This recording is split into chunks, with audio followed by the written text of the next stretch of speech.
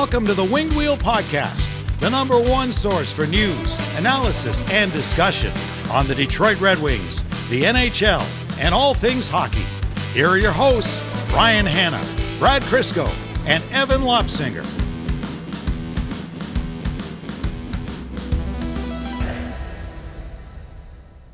See, I just thought Evan was being benevolent when he said, "Oh, let's see what Steve Dangle's doing," when he realized there was an extra ticket to the Leafs-Red Wings game in Toronto on Monday. And I was like, oh yeah, maybe Steve would want to come. You have a very nice connection who only through your Rolodex can get you 100 level seats. Yeah. And I thought, yeah, you know what? Steve would want to come. And how nice of Evan to offer that seat to Steve. Steve graciously accepted. And Steve Dangle, our good friend, didn't realize that he was walking into the trap of Evan Lopsinger just grabbing the back of his head and dunking on him in front of the entire Toronto Maple Leafs crowd, as the Red Wings grand larceny stole those 2 points. And I don't know if you saw the clip, Brad, of Evan waving goodbye to the entire crowd in the lower level of that arena. Yeah. Toronto season tickets are astronomically expensive and impossible to get. I would pay whatever that cost is just to continue to watch Leaf fans die inside. Whenever I watch games and there's away fans celebrating really emphatically in the crowd, I'm like, yeah, you know what? There's nothing wrong with it as long as you're not being a jerk and starting something. But I don't know that I would be so brave everywhere. I don't go to a lot of away games, right? 99.9% of my games are at the LCA. And then when Detroit scored that third goal, and I realized just like how naturally loud we were being in that celebration, I'm like, no, I get it. In the moment, you're like, yeah, screw you guys. Sucks to suck. The lady sitting beside me was a Toronto Maple Leafs super fan. And when I celebrated on the first goal, her and her entire family were disgusted that we were sitting beside them. Because you know me, no jersey or anything. Yeah. They probably just thought I was a Leaf fan out on Thanksgiving Monday. Yeah, you weren't wearing a suit. No, that's true. That's true. And when I celebrated that first goal, they were not thrilled to be sitting near us. They probably sat down. They're like, oh, thank goodness, just a Toronto crypto billionaire next to us, not an opposing fan. Two thoughts that could have made this better or worse, and then another fun challenge for Evan. One, based on the Leafs' record against the Red Wings over the last 10 years, risky bet you made inviting Steve to that one. Yeah. Odds were not in your favor, but that is the Red Wings' fourth victory over the Leafs in the last 2 weeks. So maybe I'm wrong on that one. Two, we should have a fun game. We send you to every rink in the NHL to do this. We'd have to put Philly near the end so you actually survive. Because we would be like the robot that traveled North America. Do you remember that? Yes. There was a robot that was supposed to be like the hitchhiking robot. That's what it was. And it was doing great, and it made it to Philly, and they found it beat up dead on the side of the road. That'd be us. Yeah, we'd have to do Philly and Boston last, right? Yes. Yeah. 1,000% yes. Or you do one of them first, and you're like, well, we survived that. That's right. The rest should be okay, except for the last one. There's no way we don't start you in Montreal. Ooh, yeah. That's a sleeper Boston Philly But pick. if you survive that, you're getting through anything. Okay. That's baking soda and vinegar. Evan in Montreal in the away Red Wings game. With apologies to Steve Dangle, we can't wait to invite you out again for the live LFR at the arena, cataloging the disappointment. That was a lot of fun. Folks, welcome to the Winged Wheel Podcast, here to talk to you about all things Detroit Red Wings hockey, the world of the NHL, and lots more. I'm one of your hosts, Ryan Hanna. I'm Brad Crisco. And I'm Evan. This episode of the Winged Wheel Podcast is presented by Greenlight Lending. Red lights are meant for lighting the lamp at the rink, not your home ownership goals. Head to gogreenlightlending.com today for creative mortgage solutions with flexible closing cost options. Licensed only in Michigan, NMLS 2676683, and equal housing opportunity lender.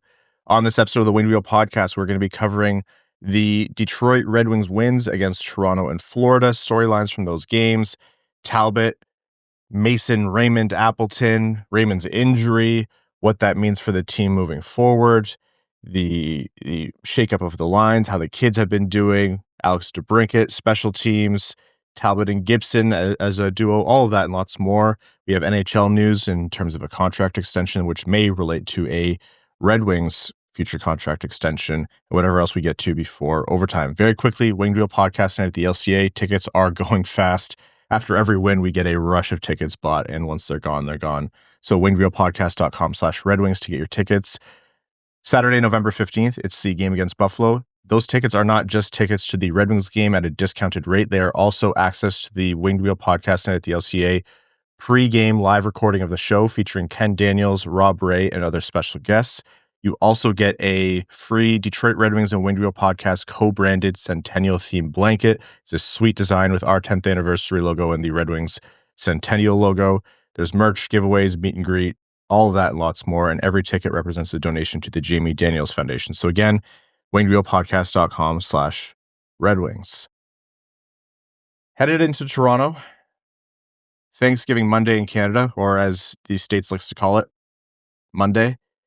And it was a 2 p.m. game. It was originally supposed to be a 4 p.m. It was a 2 p.m. game that was moved up because of the ALCS Game 1, which we're not going to talk about anymore because my heart hurts. But still, actually, Toronto's heart hurt that day overall between the Jays, the Leafs, and then the Bills for Toronto sports fans.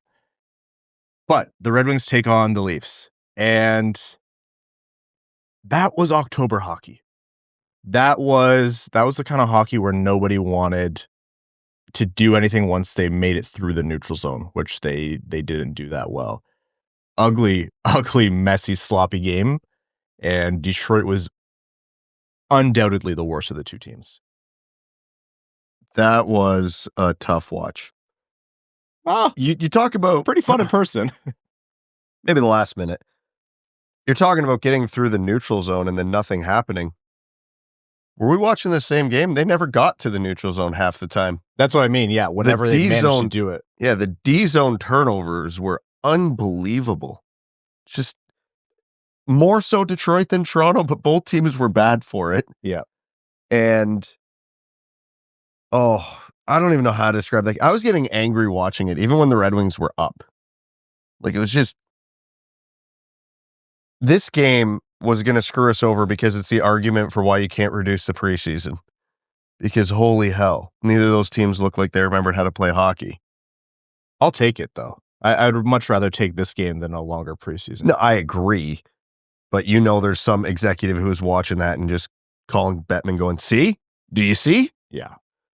And it was a poor effort. Like, I can understand mistakes. It's going to happen. If you're timing on some quick passes or a breakout or, when to jump out of coverage or into coverage, it's tough. Like, that does take, games upon games upon games to get your timing right. The Red Wings looked lazy. Like, it wasn't even that they were sloppy. Their effort was poor. It was the matinee Red Wings. Yeah, it always looked like that. There were just plays where they had to take one extra step to be able to make a play, and instead they would just kind of reach and swing with one hand to try to tip a pass or get the puck off a player. And then, of course, these are NHL-sized players with NHL strength who would just brush them off because when you're reaching with one hand, it's not all that difficult to defend against. And their skating was poor, their forecheck was poor, their back pressure was poor. It was just... And again, I know they weren't actually probably being lazy. They're still NHL players, so lazy is oversimplifying it. That's really what it looked like. Red Wings were extremely lucky that Toronto was also off their game, because I think if Toronto was on their game with the clinical finishers that they have on that team, it could have gotten pretty ugly pretty quickly. But you know what?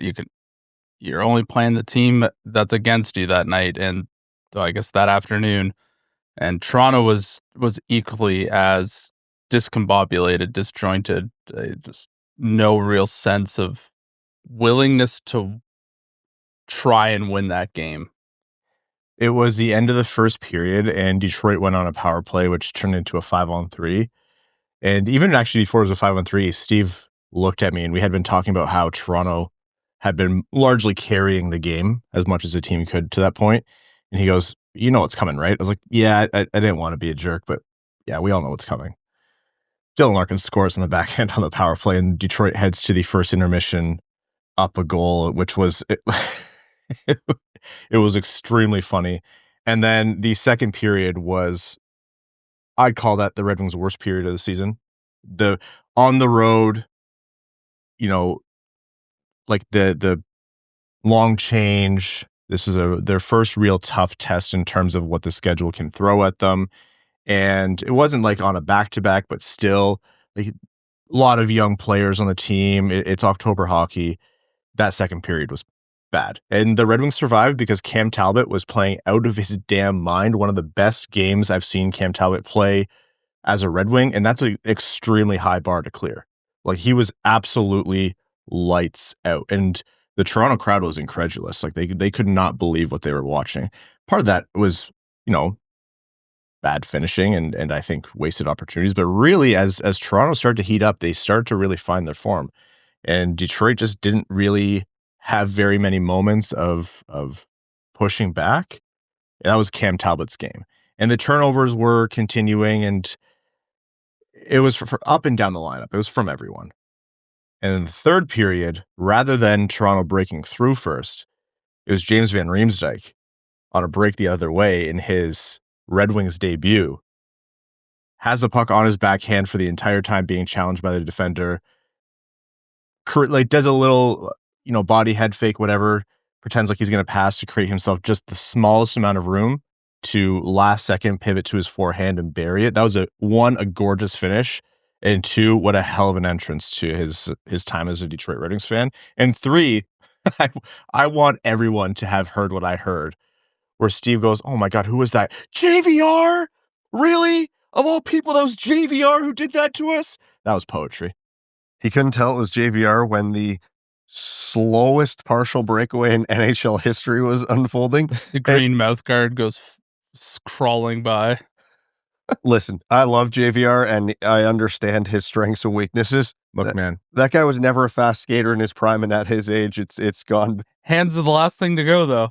Yeah, oh yeah, and the smarts as well. He's been effective, and it was a great goal, but that's one of those ones where I think it was Morgan Riley on the back check kind of was half pregnant on his defense there. It's like, you're either taking the puck or you're taking the pass, and he really sold out to neither till it was too late. Yeah, all I'm hearing is that Riley and Stolars shouldn't have let that in, and JVR is just that dude for finishing it. That's exactly what it is. Yeah. Detroit goes up 2-0, and then the Leafs actually rally back. They finally break through. It was Matthew Nyes, who was essentially just a backboard from a pass from McMahon, and then Calle Jarnkrok, who buried it to tie it 2-2. And I'll tell you, at that point, there wasn't a lot of confidence. I was like, maybe the Red Wings can escape with 1 point, because it was a Cam Talbot game. Even with 2 goals against, that was a Cam Talbot game. And Mason Appleton, who has now ascended to the first line because Lucas Raymond has left the game at that point after a hit from Tanev, just looked like an awkward crunch along the boards, was holding his shoulder, arm kind of thing. Mason Appleton scores with under a minute left. Our hero. I've never, you saw him on the top line, and I remember thinking, that's what you have to do, but it's not ideal. And then he scored, and I yelled at Evan, "I've never once questioned Mason Appleton on the top line." If you dropped a pin in that crowd, it actually might have been too loud. It might have hurt people's ears. Like I said, people died inside. That was, incredible effort, but that was the most stolen game I've seen, and Detroit wins it 3-2. Final shots were 40-15 for the Leafs. Oh yeah. As Steve told us in the live recorded LFR right from the arena. I don't know why he went home and bothered to record one. We brought it to the fans. Mason Appleton, that was actually the first of 2 goals that he scored whilst falling down, which is one of the coolest ways to score. He's been watching that Brett Hull game tape. Oh, hell yeah. First line, Mason Appleton, just give it to him. He's going to rip it. Full send, body grunt, feet in the air, falling in style. Couple good finishes, though. Yeah. Didn't know he had it in him. And you know what? We'll talk about it. He has been, it's obviously not ideal circumstances, but that guy has, I think, really seized the moment in this limited run of minutes that he's had on the first line, like a game and a half here. And at no point, there was like a couple shifts right off the start where I'm like, yeah, Larkin, Finney, Appleton looks disjointed because that's not a line that actually plays together or practices together. But he found his groove, and you can see him think his way through playing on that line and how he adjusted his game. I liked and appreciated the effort quite a bit from Appleton. Not that he's going to score every single game. I mean, well, that would be very helpful to the playoff push.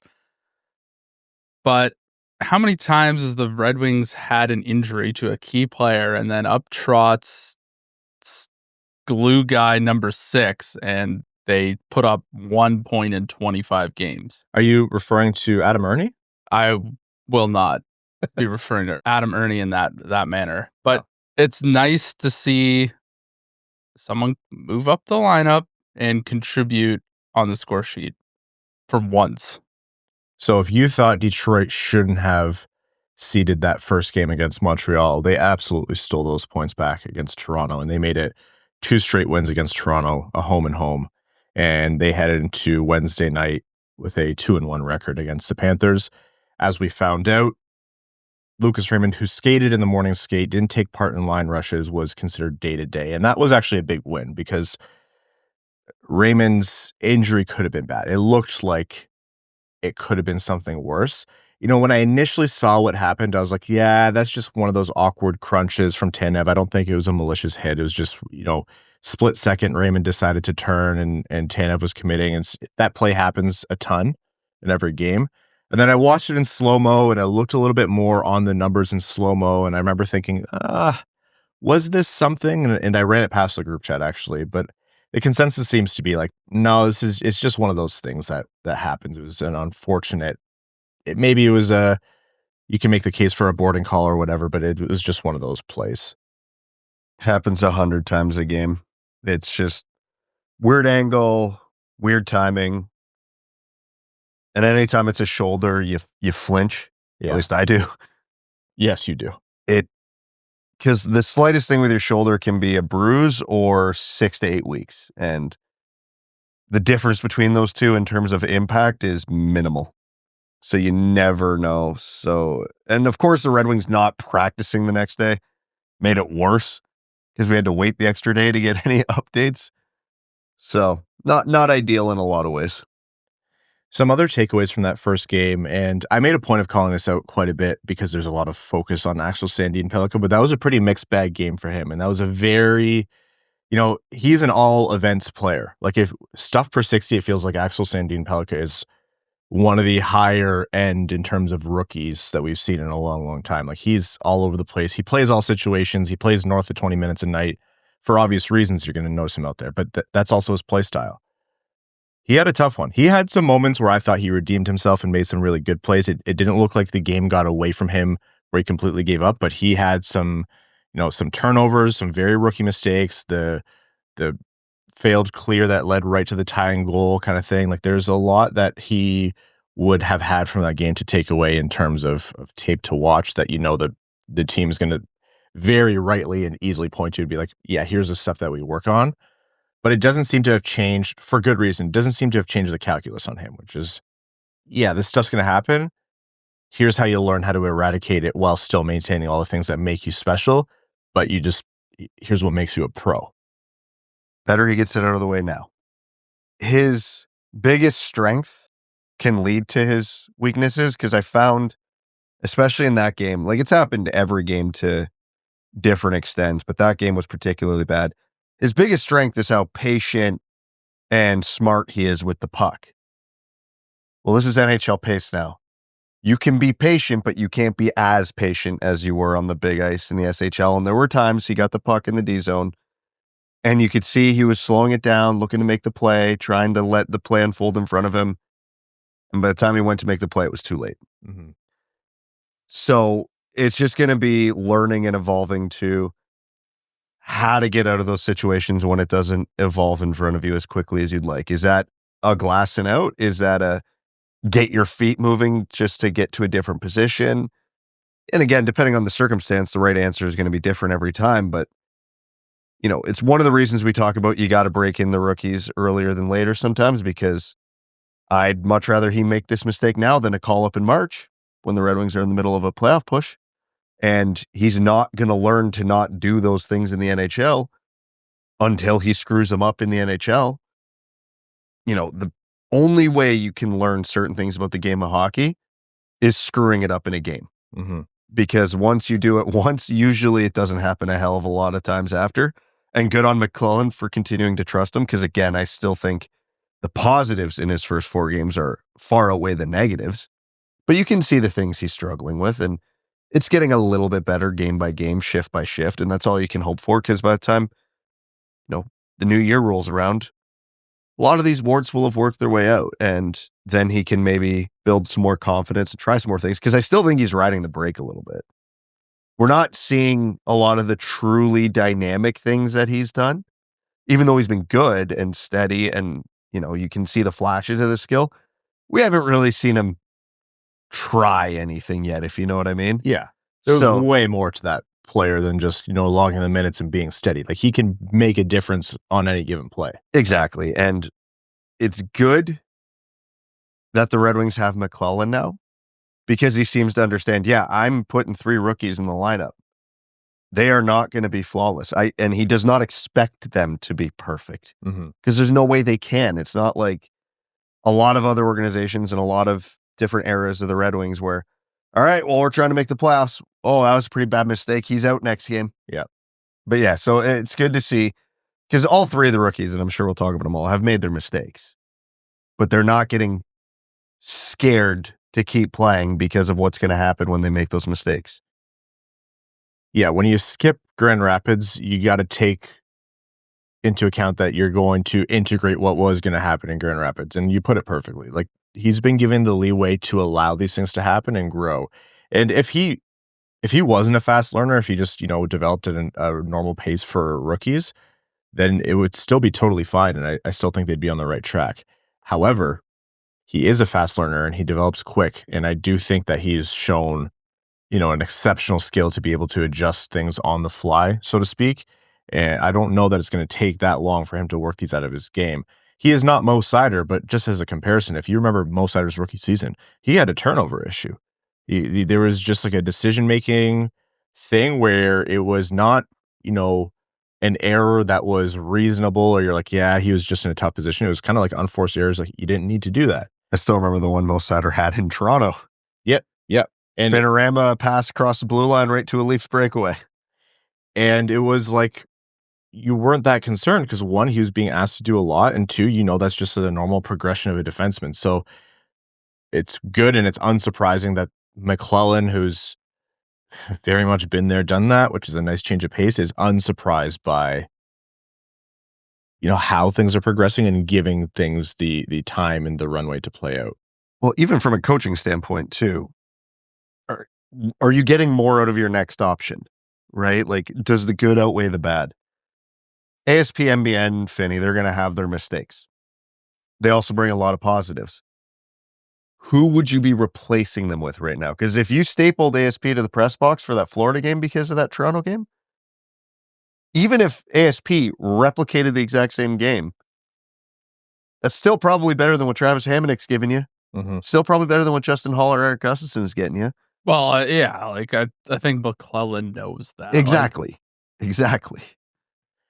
So heading into the Florida game, Mason Appleton retains his top line role, and that's a nationally broadcast game. And I can't tell you how happy it made me for that joke to come full circle. The fact that they kept calling Lucas Raymond Mason Raymond on national broadcast, and then Mason Appleton takes Lucas Raymond's spot on the top line, and Mason Appleton opens scoring with yet another sweet falling in style goal off a pass from Dylan Larkin. That guy, man, how did McLellan, he called him a pinch hitter? It's like he's coming to that spot. He's really going to use that after the Tigers' demise? He's going to say pinch hitter? Well, they didn't use a pinch hitter when they needed one, so maybe it was a message to AJ Hinch to say, hey, you see how well this works? There's no off season anymore for Todd McLellan. He's going to be a major league bench boss too. there are going to be a chorus of people who would actually take that as a real good advice. And you know what? Like, I think McLellan could pull it off. Appleton seizing that moment on the line and then adds the empty netter later on. So for 3 goals in 2 games, doesn't have, for obvious reasons, he doesn't have Lucas Raymond to work with on the other side. And no disrespect to Emmett Finney, but you now have 2 kind of energy guys, really good skaters, but 2 guys kind of completing the same role without the elite puck distributor that Lucas Raymond is. And Dylan Larkin's obviously no slouch in that department, but you wouldn't have blamed Mason Appleton for going in and just, treading water. It's a good Honey Badger line. Yeah, it There's is. good feet on that line. They all like to get in on the forecheck. Like, I would have said this 4 days ago, but I would have said the finishing, other than Larkin, probably isn't all that there right now. But Mason Raymond Appleton is proving that wrong. So it's a line where I can see, I don't know if success is the right word, but it makes some sense. And it's worked. At least in the interim. And that you ride it for as long as you can, right? Like whenever you miss a key component of a top 6 line, it most likely won't work forever, but you don't need it to. Raymond's just day to day, so hopefully you don't have to do it for too long. Your second line's a buzzsaw, so you can just rely on them more. And they're pretty uniquely shaped puzzle pieces, right? Like Patrick Kane is just such an unreal asset for the Red Wings to have. And they need to give him exactly what he needs to maximize that around him. So you don't want to disrupt that. So yeah, I think it makes sense. And something we probably underestimated is Mason Appleton came from a team that has been winning, relatively speaking, in the Winnipeg Jets. And so, like, I watched a lot of Jets hockey. It's just, they play later. They're often on late. And so when the Red Wings games are done or if they're not playing, I have something on in the evening. A lot of the times it was the Jets. And I saw a lot of Mason Appleton. And I'm not saying he was devoid of offense, but you almost lose sight of how good or how well a player can play on another team because relative to their team is so strong. He gets kind of drowned out in that. And you can see elements of what he's bringing from the Winnipeg Jets in terms of adapting his play, a winning play style, a winning culture, what you need to do up and down the lineup, because he looks like a different Mason Appleton from the third line one or the bottom 6 Mason Appleton. And I think that's intentional and very intelligent from him. Yeah, he's a simple player, and I don't mean that in a disrespectful way. It's nuts and bolts. Exactly, and he's got a little bit of finishing, so like Evan said, be strong on the forecheck, get to the right areas, make the simple plays. That's why you have a Dylan Larkin. He can do the fun stuff. Mm-hmm. He can make the creative plays. You just do what you can do within your skill set to maximize your opportunity, and that's all he's done. He's won puck battles, he's won some races, and he's got to the right spot at the right time. And there's even little things to be said for just be ready for the puck. You're playing with a guy like Dylan Larkin. He is not going to make the same type of plays and passes that he was used to playing on the 3rd and 4th lines in Winnipeg. So, not that any of his couple goals were like super mega complicated, but the first one in Toronto was a deflection off a shin pad that he leaned right into right away. And the one against Florida was a turnover where it was a quick bang, bang pass to the slot and he was ready to hammer it. Just little things like that don't get pointed out a lot, but you can see when guys struggle with it. How many times this year alone, because we've joked about the Red Wings having a finishing problem, and I think that problem has actually persisted. Outside of the second game of the season, where they dropped 6 on Toronto, it's just simple, honest hockey. That open scoring in the second period, 1-0 Detroit. And then Patrick Kane on the power play makes it 2-0 from Seider and Larkin, rips home a shot and continues his extremely hot start. Like I said, the Red Wings are really maximizing what he can bring to this team. I think Bobrovsky whiffed on it a little bit, but I think the one thing Kane did there, he was set up pass the whole time he had that puck and then just turned his hips, turned his wrists, and just ripped it. I don't think Bobrovsky thought the shot was coming at all. He seemed surprised that, why is the puck coming at me right now? That was supposed to go to DeBrincat or whoever. And it's just little things like that. Because my first impression of that goal was, how the hell does Sergei Bobrovsky let that in? Kane doesn't have a bad shot, but he does not have a, I'm going to score from the perimeter without a screen type of shot. But if the goalie doesn't think it's happening and you get that extra half-second advantage on the reaction time, it goes a long way. And I think that's literally what Patrick Kane did there. The puck did slightly deflect off Forsling's stick, but it doesn't change what you said. And you don't get to 494 goals, so he's only 6 away now from 500 without being smart like that. Like that's just elite hockey IQ and the microseconds that he had. So Brad Marchand made it 2-1, and Florida was challenging. I thought Detroit did well. Like even when Florida challenged, there's moments where they took over. There's moments where Detroit took over. All in all, I think that was a good game. Detroit was missing one of, if not their best player on a lot of nights. With the defending Stanley Cup champions back-to-back in their barn, you could have seen Detroit play that game, and we have seen Detroit play that kind of game where you're like, yeah, they didn't play well, but that it was kind of hard because they ran into a buzzsaw or whatever. I think Detroit showed again, it's early, but they showed again why this team is different, and they managed that game even through the adversity a lot better, and they hung on to the point where Florida had to pull their goalie, and once again, Detroit scores 2 empty net goals. Mason Appleton, as we mentioned, for the first one from Rasmussen and DeBrincat, and the second one was Rasmussen while kind of falling, talk about falling in style, and DeBrincat as well on the assist on that one. That is as good of an example of any this season that we have so far, that this Detroit team is at least somewhat different.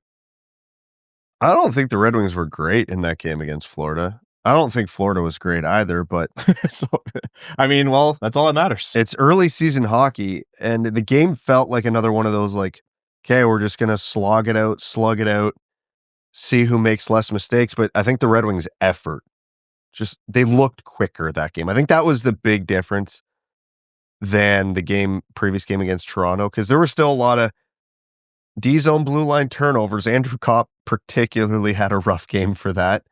And I think that Kopp comp for NBN line actually had their first really, truly weak game of the season. I agree, yeah.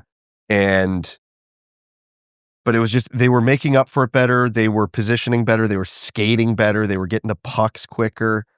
There were, again, points where Florida was doing it better. And I still think there was a little too much poke and hope from the Red Wings, just swinging with one hand on the stick rather than taking the extra step to catch up or play the body or do whatever. But I just think they did a good job of doing just a little bit more than Florida. Just a little bit quicker, a little bit more aggressive, and they caught a good team on an off night, and they were able to do enough to win, which, again, has not happened in previous seasons. The Red Wings play like that, like they did last night. 99% of the time over the last 10 years, that's a loss. But they're starting to figure out how, when they get into these slogfests, well, how do you win them?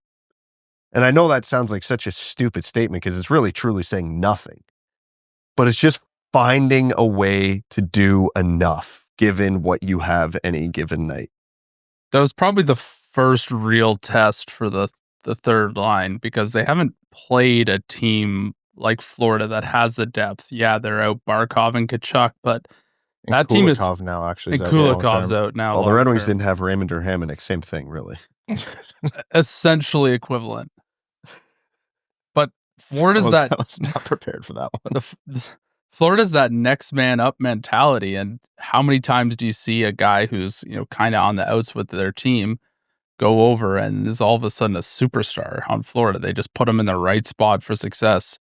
So I'm not totally surprised that line struggled a bit, because they're matched up against another strong third line. Like, they're going to have a tough night. Like, there's not a lot of easy guys that play against on Florida. No, and that's, I think you both laid out perfectly, Brad and Evan, why I think this game was a good sign for Detroit. Because you're right, Brad.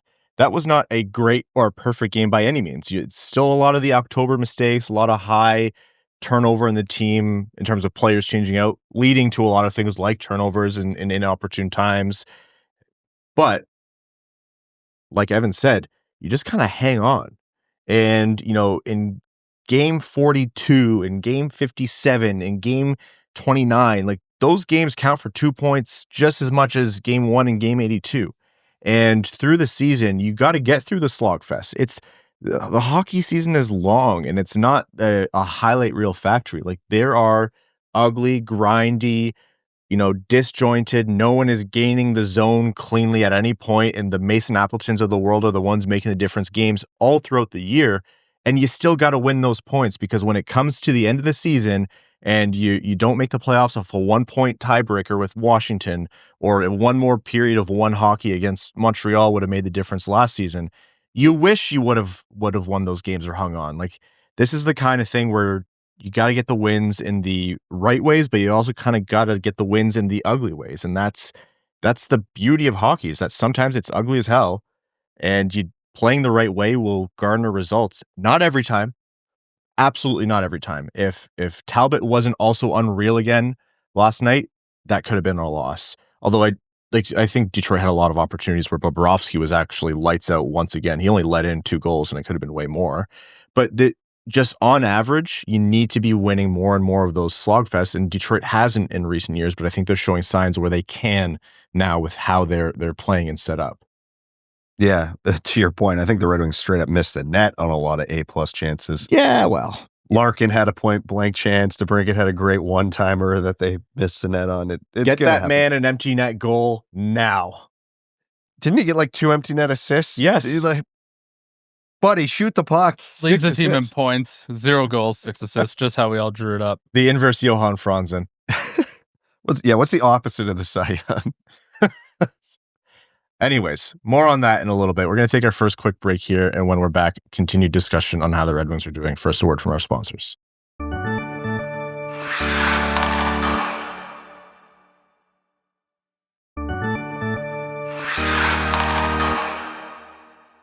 Welcome back.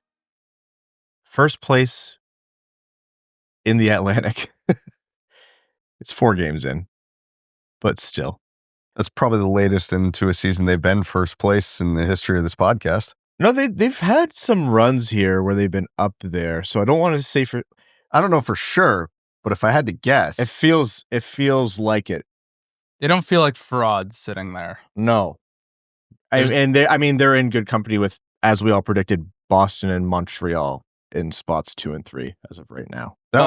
Buffalo pushing for a divisional seat as well. Buffalo, I took one slight jab at the Buffalo Sabres online, just, lighthearted, and then they go out for 8 goals. And I was like, I'm going to start offering my services to team. I'll show my ass online and make a fool of myself, and your team will score. They'll put up a snowman. If Ottawa gets absolutely steamrolled by Buffalo 3 to 4 times a year, I will adopt the Buffalo Sabres as my honorary second favorite team if they keep doing that to the Ottawa Senators. Adam Sandler face, this is how we win. This is how we win. Like, don't get me wrong. As much as I think a Detroit, Boston, Montreal original 6 all-division seeding would be electric, I will happily replace Boston or Montreal with Buffalo if they keep doing that to Ottawa. Now, here's why the 6 points through 4 games is important. It's not the fact that the Red Wings are sitting first. That's all. It's all so volatile right now, it doesn't mean anything. But why this is actually important, and I don't think we are making too big of a deal of this genuinely, is that the October schedule is hard for Detroit. Go look at it. It is an exceptionally hard schedule. It's not an easy thing to come in and say, oh yeah, we're going to have a hot start. Montreal is no joke this year, and Detroit found out fast. The Toronto Maple Leafs, think what you want about them, but they're still the Toronto Maple Leafs. Detroit stole 2 points and they won another 2. The Florida Panthers are back-to-back Cup champs. After this, they have the Tampa Bay Lightning. They have the Edmonton Oilers. They have Buffalo, who just put up an 8-piece. Later in the month, like they still have a West Coast road trip. They still have a lot to get through. But for them to take 6 of 8 points right off the hop against Atlantic opponents, and that could be huge come playoff time if they're to be a wild card-ish team. Someone said in the comments, and I really liked it, you can't make the playoffs off the first month of games, 10, 12 games or so, but you can certainly miss them. And so to get off to a hot start, and when those points mean essentially double because they're against your direct rivals for a playoff spot, that's what the Red Wings needed. Well, I think if you asked literally any Red Wings fan before the season, you could probably ask any Red Wings coach or anybody in management, go, look at your October schedule. They look at it and you go, okay, I'll offer you a 500 record right now to get through this month. Everybody would take it. So what they've done early in the season is they've built themselves a 4-point buffer to get to that point. Because again, it's an insanely difficult schedule. They don't get the, just to pick on some teams, the Chicagos, the San Jose's, the Phillies this month, where you would expect to get some, not easy points. There's no such thing as an easy game in the NHL, but some expected points. Mm-hmm. So you want to build that buffer as best as you can, as early as you can. And to do it against all Atlantic Division teams is huge. That's part of the reason they're tied for first right now, is because they're holding down other teams in the division from getting there.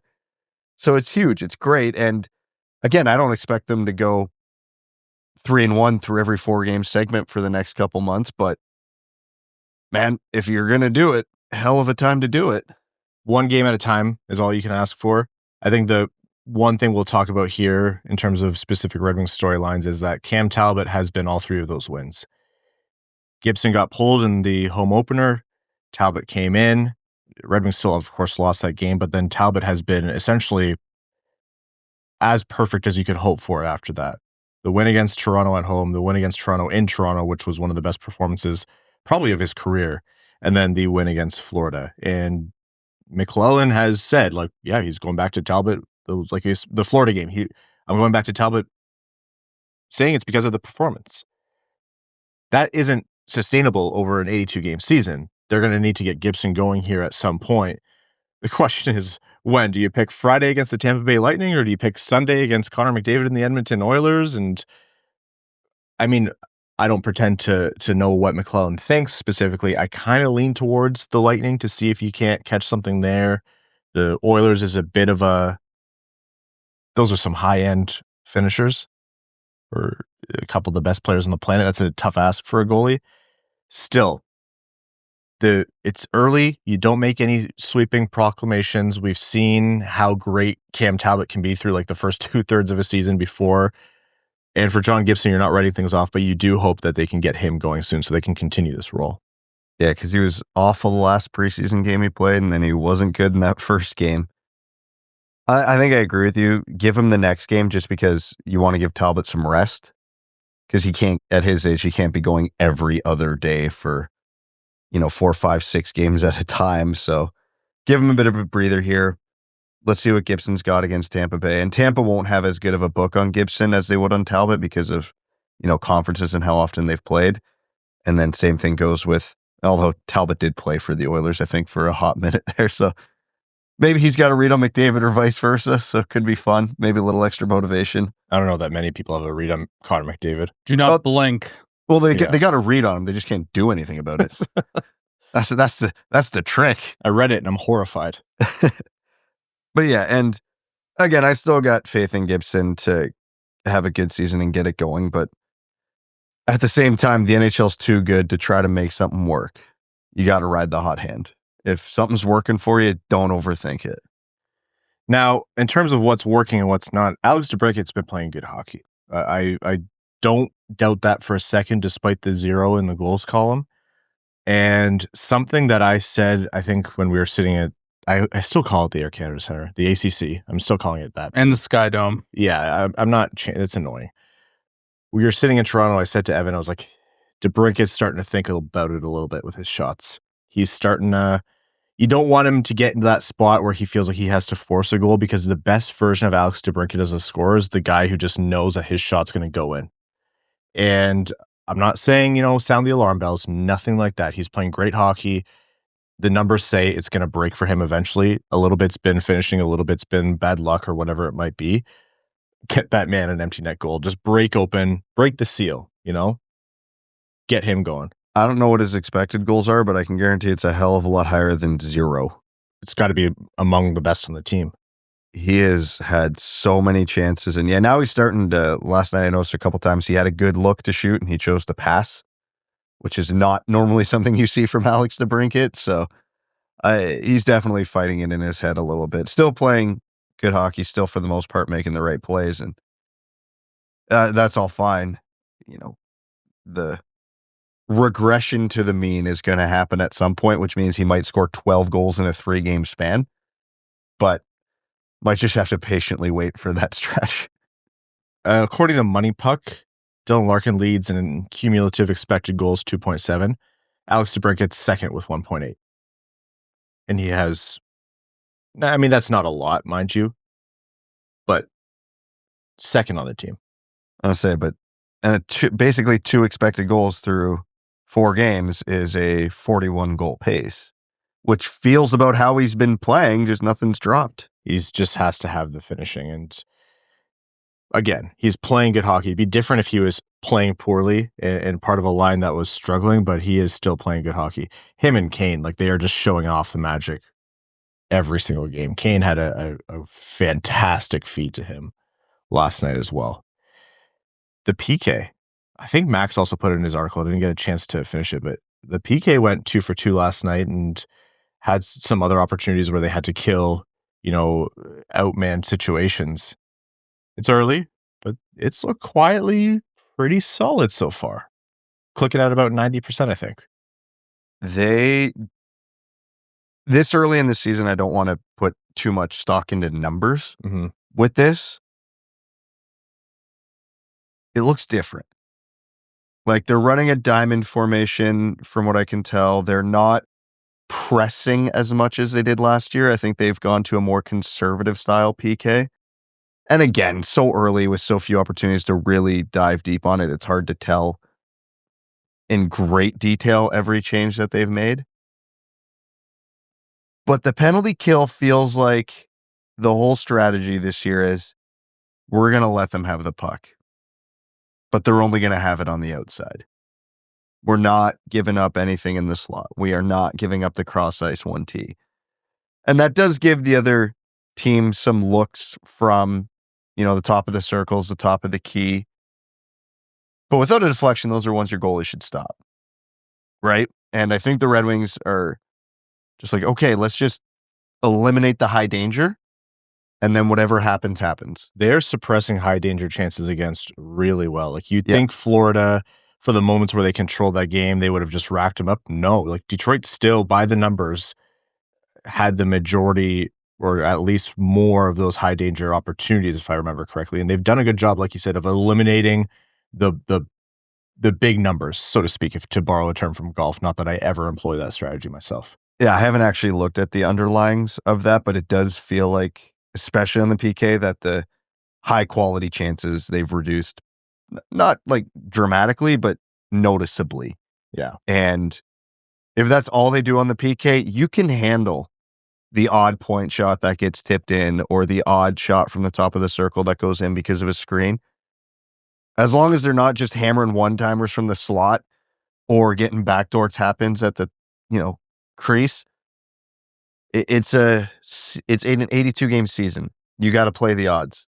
And you're going to have way more success if you can protect the home plate than if you get caught over pursuing along the outside.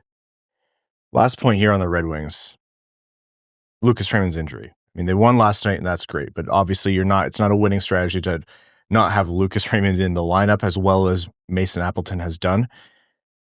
What is the impact here of having him out? And I mean, hopefully by the time some of you are listening to this, he's already played in the Friday game against Tampa Bay, but being day to day, it is key to get him back in and healthy. I think they made the right call by playing it cautiously, but if he's missing any extended period of time, then that's no bueno. Again, it's the damned if you do, damned if you don't. This early in the season, I am playing the cautious card. Unless he feels 100%, you don't even risk it, especially if it is his shoulder. Because again, speaking from experience, shoulders are not anything to screw around with. So if he says, yep, 100%, nothing feels weird, all right, throw him in next game. If he's like, no, something's still a little off, just don't even take the chance. They've got some depth at forward now, finally. They can throw in a Soderblom or a Berggren to round out the lineup. And yep, having as good as he's been doing, having Appleton on the top line's not ideal. But if Raymond has to mix an extra 2, 3, 4 games to ensure that he's going to play 75 plus games this year, so be it. You kind of just take your medicine now for the betterment of the season. All right, let's jump into some NHL news. The Lane Hutson saga is over, and everyone is. We've said for years, if you all thought that Toronto fandom and media was crazed or Vancouver was crazed, like, no, Just wait until Montreal's good again, or those fans have something to care about again. It's a different level. Nothing touches what the Quebecois can do. Before we talk about this contract, can I just, the bullshit that has been going around this narrative is driving me up the wall. So there were reports coming up before it was signed that this is getting emotional. This is getting sensitive. He's not happy. He's upset. And is it throwing off his game? And all these reports were coming out that it was like, okay, everybody just needs to sit back and breathe. And then the narrative after comes out is, oh, he took a hometown discount. Oh, man. Oh my God. If he was willing to take a hometown discount the whole time, why would it have ever been emotional or sensitive? Like, I see you're learning about French media. oh my God. I thought the same thing. I was like, that is absolutely like, hey, you sign this and here's what we're going to do. It's a smart move by management. Like, that's all put out there intentionally, right? And a good point was made to me where, like, this could have been a situation where he went against his dad, who's doing a lot of the representation, and said, okay, you know what, drop this. We're just going to go with what was offered before. And he made the decision to end it. Sure, maybe. But yeah, don't give me that. Oh, what a martyr, what a hero. He took a discount. And because I do think it is a discounted contract, but I think more than anything, you're right, Brett. I think the Canadiens management just won the negotiation. Yeah, they stuck to their guns and they won. Like, it was a war of attrition that Jeff Gorton and Kent Hughes won. And I do believe the reports that Hutson was probably a little upset because, to be fair, and I don't blame Hutson for being upset, he should have got more than Luke Hughes and Jackson Lacombe, and he didn't, which isn't a great look. Yeah, it's weird. Forwards do usually get paid more. Yeah, exactly. So the narrative when I saw it starting to slowly creep out online in the following days was just driving me up the wall. You can't have it both ways. Either everybody was lying about how testy it got, or everybody's lying about the hometown discount. Like, it's just stupid. 8 years, $8.85 million. There were conversations about, shorter term. There were conversations about going to 10 million or more with how much the cap is going up. The cap is already rumored to be increasing next year beyond the already scheduled increase from like 104 to 107 or something like that. So Wayne Hutson absolutely could have cashed out. Did he take a team-friendly deal? Yeah, I think so. I'm personally of the mind that I think he's an exceptional player, and a lot of the criticisms I have are absolutely colored by the biased lens of I wish he was on the Red Wings and he's not, and thus I am petty. He can't defend, and so that there is a limitation to how much you're going to pay a guy for that reason, but he is a dynamic player and should be more than just a Shane Gostisbehere, despite all the jokes that I make. Like, it's a team-friendly deal, but it's not crazy far off. I think the real surprising part was the fact that he took the 8-year, the max term, because that stops him from cashing out in a big way sooner. Eat your heart out, Leafs fans, with, Matthews, Marner, Nylander kind of thing, but still. Now, that aside, it is an interesting comp for Simon Edvinsson. Prashant Iyer made a good point to point out in a post that could be a team-friendly contract comparison for the Red Wings if they work on an extension with Simon Edvinsson. Hughes came in at 9.42% of the cap in New Jersey, Lacombe at 8.65, and Hutson at 8.51. So you can start to draw that like high 8s, low 9s range as a potential mark for where Simon Edvinsson would come in on a max term contract. And again, I know the thoughts about internal cap and things like that, but just it feels like with every ticking second, the salary cap's going to keep going up and up and up. So you do have to kind of look at the percentage of cap numbers. You're going to pass the Larkin number eventually. That bodes well, I think, for the Red Wings a little bit of having a not too crazy benchmark to go against. There's enough data points out there for both parties at this point. It will be interesting to see what the contract ends up being.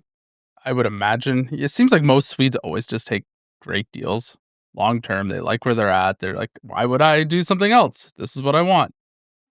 So it'll be interesting to see how this all comes out once the dust settles. Because, yeah, the cap's going up. You see some guys taking discounts. You see some guys getting big contracts right away, it's really hard to gauge where this one's going to settle.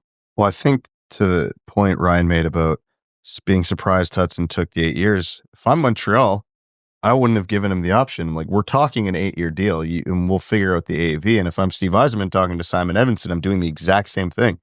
It's like, Simon goes, here's my number on a bridge, here's my number on a long term. And Yzerman just takes the bridge and throws it aside and says, all right, let's start talking here. There's going to be a coffee ring on that first contract within 10 seconds. Exactly. So I think, well, one, again, now we have 3 very solid comparables for Edvinsson. Not that they are similar styles of player, but in terms of age, contract length, AAV, relative on to the team. Exactly. So if you want to talk about, I know people thought we were nuts when we were saying he might get more than Mo Seider. Well, here you go. Are any one of those 3 defensemen better than Mo Seider?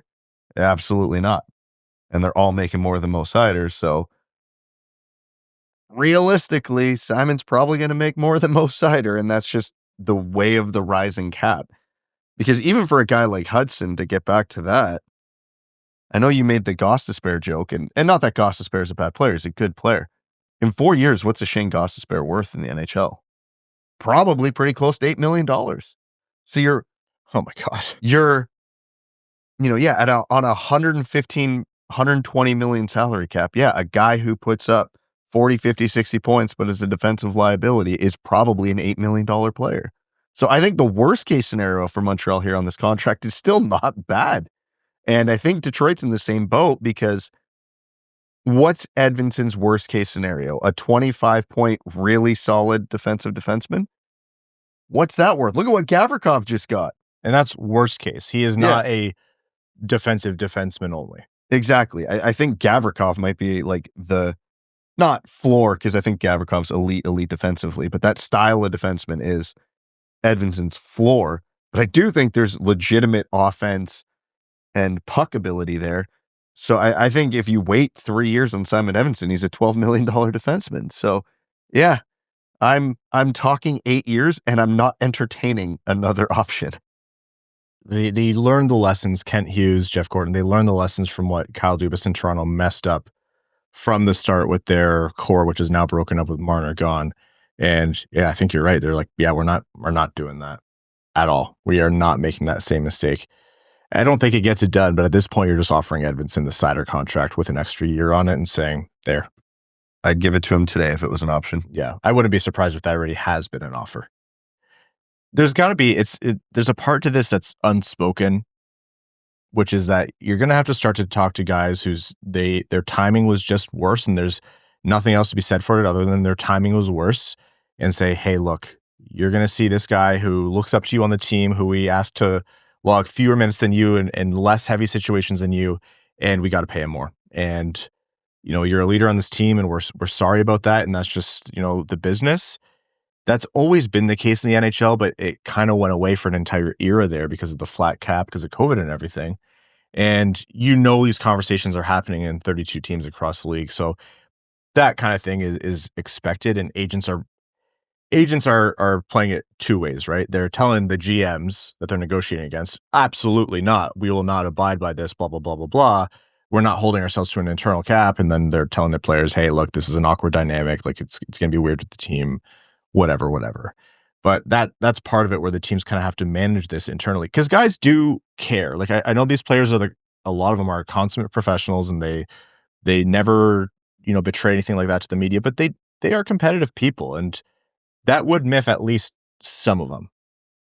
Well, if you're Mo Seider and say Simon Edvinsson's making $500,000 more than you just make him pay for dinner on every road trip. That's right.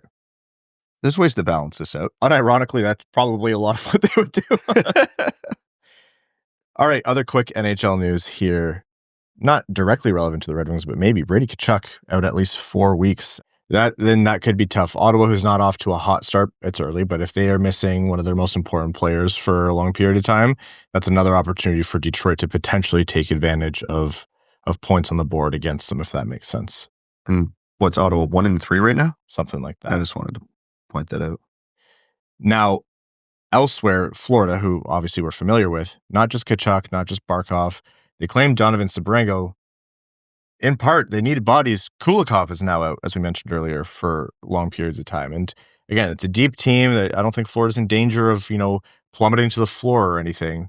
But that's another team where the injuries may be too much to have them amount to like the top of the NHL again for another season. We'll see how they hang in there. But I mean, they still started 3-0 this year. yeah, they're still an extremely good team. We watched that game last night. There were still moments in that game where Marchand or Verhaeghe or Reinhart were flying around the offensive zone, and we're like, oh, right, we're still in danger. We are still in a lot of danger. So, sucks for Florida, sucks for Tkachuk, sucks for Barkov and Kulikov, but call me crazy, and I know I don't know anything. I think they're going to be all right. It's insane to me that they lose their two best players, and they lose one of their best defensemen, and they still have a first line. Like an NHL level first line. Yeah, it makes you a little sick. You're like, what do you mean that's not a house of cards? Not even close. Yeah, when you have Brad Marchand on your third line in the playoffs, you're doing all right. Must be nice. There's been more. The expansion talk has picked back up. We'll save that for a different episode. For now, we're going to take another quick break, and when we're back, the final segment on this episode of the Wayne Wheel Podcast back after this. This message is brought to you by Greenlight Lending. Are you facing financial red lights on your home ownership journey? Don't have money for a down payment or closing costs? Struggling with your current mortgage payment or other debt obligations? Or maybe you have a complicated situation like credit challenges or self-employment income? At Greenlight Lending, they turn those red lights green with creative mortgage solutions for purchase and refinance loans. Their team crafts personalized plans with flexible closing cost options, competitive brokered rates, and innovative loan programs tailored to your needs. Whether it's finding the right loan or guiding you through the process, they're here to help you score your home ownership goals. Let's get you out of the penalty box and into the game. Head to gogreenlightlending.com to explore solutions or call Nick directly at 586-321-1888 for your customized plan. All loans are subject to credit approval, terms, and conditions. Rates and programs vary. Contact for details. Greenlight Lending, lighting the way to your financial future. NMLS 2676683, an equal housing opportunity lender, proud sponsor of the Winged Wheel Podcast. We're going to overtime. Overtime is brought to you by our Patreon supporters, patreon.com/wingedwheelpodcast. If you want to support the show, join the Dub Club and get access to benefits like our bonus overtime episodes, which record right after these main ones. We let loose, we have fun. You get thoughts with Evan, which are always a great time. You also get access to any other bonus content that we've created and our Patreon exclusive Discord, which is a fantastic community. And you're automatically entered into all of our giveaways. We give away 2 tickets to every Detroit Red Wings home game, going directly to our Patreon supporters. More giveaways other than that as well, but that's the big one we always run in season. So again, patreon.com/wingedwheelpodcast. Questions from our patrons. The Dandy Man Can says, I've seen articles about the Oilers trading for Sebastian Cossa, but I don't get it. They need a goalie, sure, but what would they be giving us? We need a top 4 defenseman and a first-line winger. No playoff team is giving up those players. With the rising cap and seemingly so few teams tanking, what does a successful Cossa trade even look like? It's hard to imagine something that makes sense for both sides. I think there are 2 situations where I consider moving one of like Cossa or Augustine or someone or a higher end prospect is filling that direct position of need on the roster right now, or grabbing a, promising young talent who's maybe disgruntled with a contract negotiation, like how we were ambitious about a McTavish trade, for example. Like Cossa could have been a piece in there, whether or not it made sense for Anaheim. Those are the situations. So yeah, does it make sense for Edmonton? I'm not necessarily sure. Well, Edmonton needs someone who's going to win them the cup this year. Yeah. And man, as much as we love Cossa, he's not ready to be a number 1 goalie on a Stanley Cup contender this season. And I don't even know what Edmonton would have to offer that would interest Detroit, because you're probably looking at a top pair lefty to play with Seider or a top line left wing. Who does Edmonton have that fits that bill that they don't directly need to keep? Right? So, unironically, the answer might be Jake Wallman. If you're actually making that trade. That would be the podcast right there. That's just fold. What do you... That could... Like, it would never happen in a million years, but like you look at the Oilers roster, not that they're not even willing to give up Jake Wallman, but Ekholm's probably too old. We just hit record and say nothing for 90 minutes and just go at the end go, Yeah. It's been a good run. Glenn Brabham says, let's say we trade Rasmussen, Comfort, Berggren, Hall, Gustafsson. How many first-round picks are we giving up? Yeah, as one package. Can we find a decent lefty for this and where from? Throw in a conditional fourth and retain on Comfort if you have to. I know it's a joke, but like you can envision small amounts of value individually for like a Rasmussen, depending on how he's playing at the time and if teams are looking for big bodies, or Berggren might get you a later round pick, but Comfort with his contract, you have to retain and you wouldn't get anything back if you can even trade him. Hall and Gustafsson aren't worth anything. Like there's reports of Detroit wanting to move on from Hall or Gustafsson or whoever. Like, yeah. But teams probably won't do it. And the same goes for the anchor contract in Comfort. Evans RBF says, should we be worried about Gibson's first game? Obviously, it's the first game and can't tear into him when Hamonic was a big part of the problem. Also was hoping to see you guys on TV for the game Monday. Evan must have paid a fortune for you all to go. What a guy. Yeah, thanks, Evan. Yeah, I paid $0. $0, my favorite amount. Free 99. You don't want to say, oh, it's going to absolutely be totally fine with Gibson, but it's still too early to panic kind of thing. Trebuchet or Trebucket Inspector says, what kind of lefty would Danielson plus a top 3 protected first and a sweetener of another second or third round pick or prospect in that range get the Red Wings? That'd get you a pretty damn good defenseman. There's not very many defensemen out there that wouldn't be a competitive package for. Yeah, Danielson's a top 10 pick. That other pick might be, if I'm a team trading with Detroit, hoping that's a top 15 pick. At a position, like a premium position. Yeah, and then a second round pick. Like you're one good piece away from almost the Eichel trade. Like that would get you a very, very good defenseman. Red Wings win 3 games, and all of a sudden we're looking to land the big fish. Oh, they've been looking to land the big fish for a while, and they should and still be continuing to look to land that big fish because remember that loaded free agent class next year? Yeah, they're all gone. They've all signed. Nobody's left unless you're really hot to trot on Alex Tuck. So I like Alex Tuck. The thing is, who's available? That is always the question. I think the Red Wings are at a point where if any premium top line winger or left shot D comes available, they have to be the highest bidder. Sidney Crosby shoots left.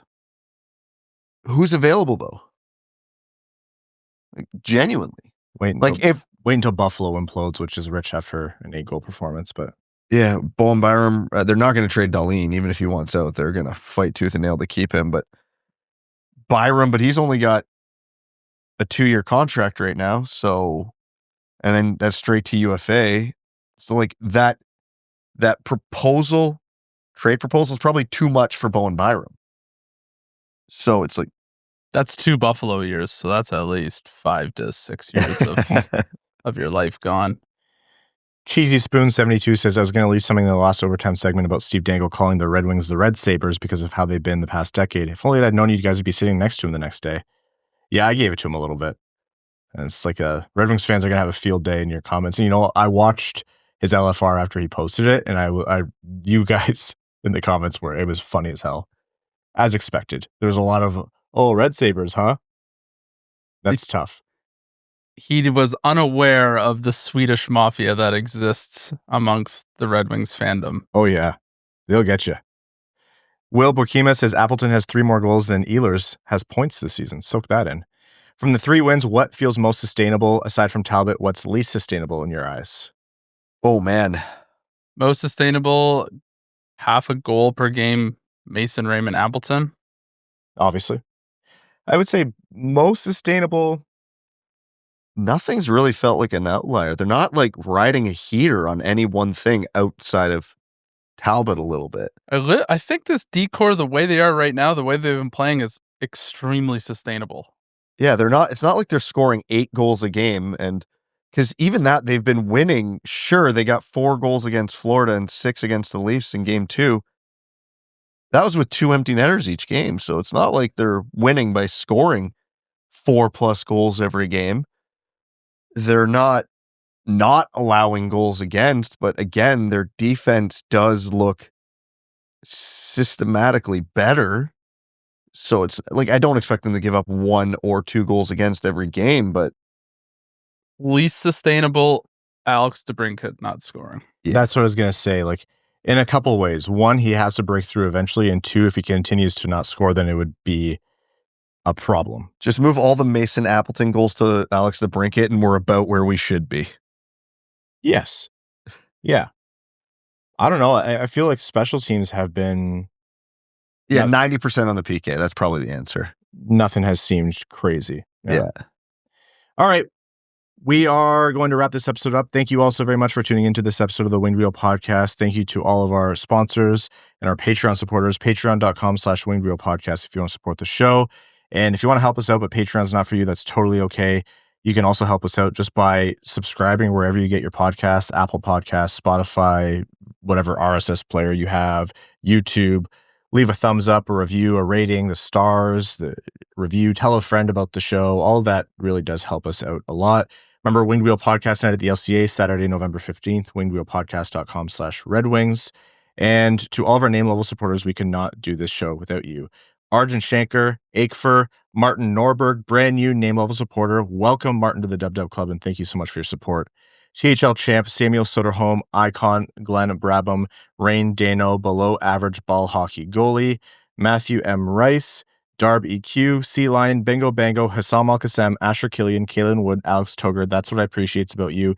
Derek Enstam, Matt McKay, Jacob Turner, Andy Hardcore, Sam Bankston, Citizen High Five, RA, Aaron Hudson, Admiral Matt S. The Cheesebag Navy, The El Cato, Stephen Ortlieb, Jonathan Miller, Give Blood Fight Probert, DJ Denton, Carl Brutinen Naluski, Jay Gollum, John Ingles, CB55, Connor Scovey, Adams Louisa, Adam Rose, Who, Steve R, Hockeytown Matt, Mr. Kuzi, Chaotic Monkey, Craig Kibble, Eyes Are Playing Stan. Now I have to learn how to click on a Macintosh. Clip Clop Nene, Podgy713, Griffin Not from Grand Rapids, Marty, Kozlov's Punch to Foot's Head, Jeff Pridemore, Eric Hill, Butts Carlton, Best James Bond, Beer League Legend, Alec, Mark Hernandez, Slim Smitty Cards, Grand Rapids Girly, Anna Sleeman, William Kip Tira Jr., Mike Asher, Chris Black, August, Brian Munn, General Andy Bohan of the Cheesebag Army, Quaz, Lonnie Zone, Dylan Larkin Trade Sacrifice, Rhymes with Ripple, Matt Keeler, Linda Hall. This patron is called It's Called What It's Called.